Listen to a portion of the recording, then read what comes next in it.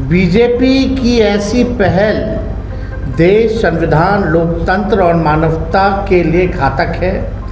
महागठबंधन इसकी निंदा करता है।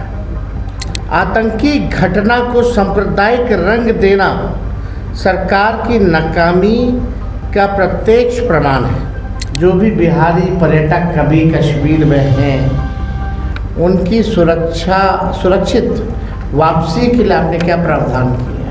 या एक बार भी 11 साल से जब से प्रधानमंत्री हैं, बाढ़ नियंत्रण के लिए आपने कोई प्रयास किया क्या?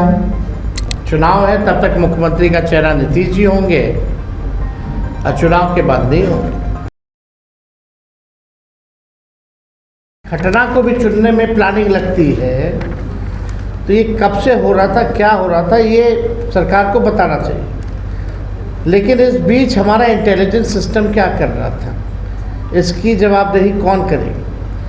भारतीय जनता पार्टी, केंद्र सरकार और गोदी मीडिया के द्वारा आतंकी घटना को सांप्रदायिक रंग देना सरकार की नाकामी का प्रत्यक्ष प्रमाण है। बीजेपी की ऐसी पहल देश, संविधान, लोकतंत्र और मानवता के लिए घातक है।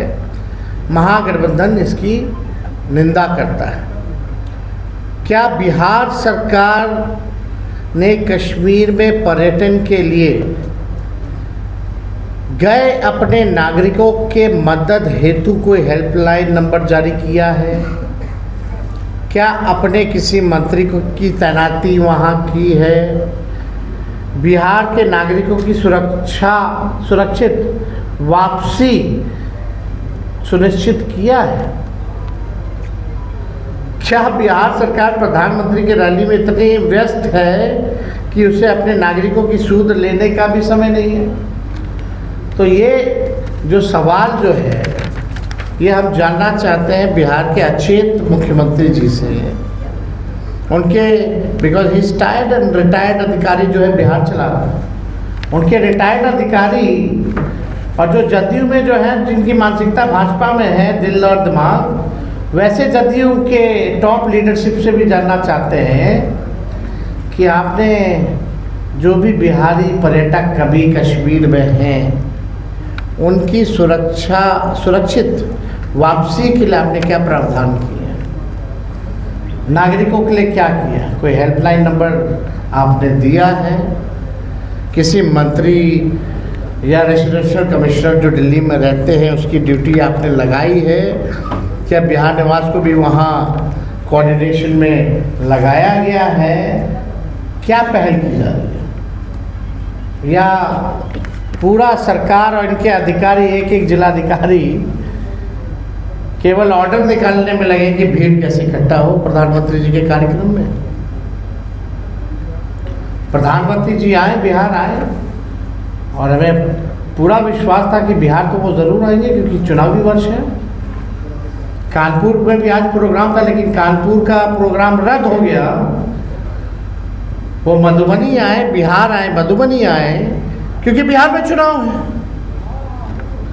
अच्छी बात है, आते रहे, लेकिन दुख की बात यह है कि आप मधुबनी वो इलाका है जहां बिहार में सबसे ज़्यादा पिछड़े हैं, गरीब हैं, वहीं से सबसे ज़्यादा पलायन होता है, बेरोजगारी वहीं है, और बाढ़ ग्रसित इलाका है। अब तक पिछला कोसी में जो बाढ़ आया था, तो मानना चाहिए प्रधानमंत्री एक बार भी झांकने आए या टीम भी भेजी सर्वे के लिए कि कितना वहाँ नुकसान हुआ? कोई स्पेशल पैकेज दिया?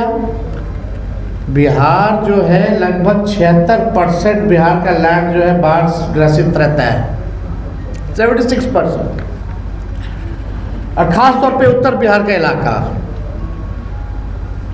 क्या प्रधानमंत्री जी से हम जानना चाहते हैं, क्या ये सच नहीं है कि आपने पिछला बार बिहार को कुछ नहीं दिया, बाढ़ जब आया था तो कोसी में?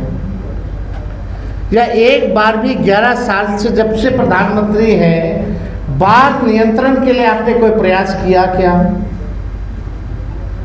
हम प्रधानमंत्री जी से ये भी जानना चाहते हैं, गुजरात में भी बाढ़ आया, अब बिहार में 76% प्रधानमंत्री आपने इस तरीके का भाषण प्रधानमंत्री नीतीश कुमार का रहता है, उनका उनका कहना है कि आपके साथ रहे कुछ नहीं हुआ, एनडीए के साथ आए तो विकास हुआ।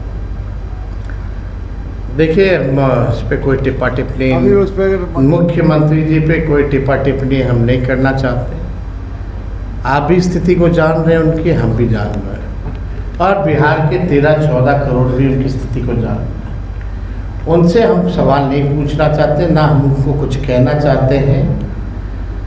बस एक बात ज़रूर है कि उनको इस स्थिति में देख करके हमको पीड़ा होती है। एक अच्छा, एक just minute, are you ready? बैठक में सीट शेयरिंग को लेकर भी कोई चर्चा हुई है, सीएम पुलिस को लेकर भी कोई चर्चा। इस बैठक में सीट शेयरिंग को देखिए, आप लोग जो आप लोगों के लायक का सवाल ही नहीं, वही क्यों पूछती है?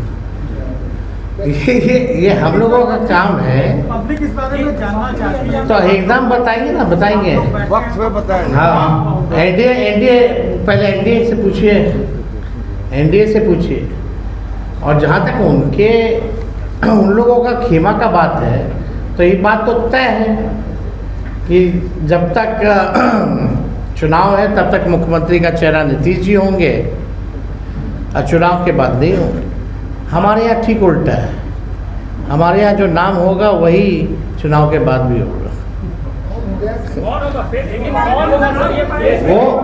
वो पिछली बैठक में स्पष्ट कर दिया गया था। जो होशियार है समझते हैं, जो बेवकूफ़ है वो बेवकूफ़ रहेंगे। अब आप लोग तय कर लो। और सरकार ने कड़े कदम उठाए, उसके बावजूद एक सर्वदलीय बैठक भी बुलाई है। केंद्र की सरकार ने सर्वदलीय बैठक भी बुलाई है पाकिस्तान के खिलाफ कार्यक्रम में। आपको अभी तक ये बात नहीं समझ गया है पत्रकार महोदय, जदयू अब रही नहीं कि बीजेपी हो गई है। अब जदयू कहाँ रहेगी? जदयू अब तो खत्म हो गया भाई।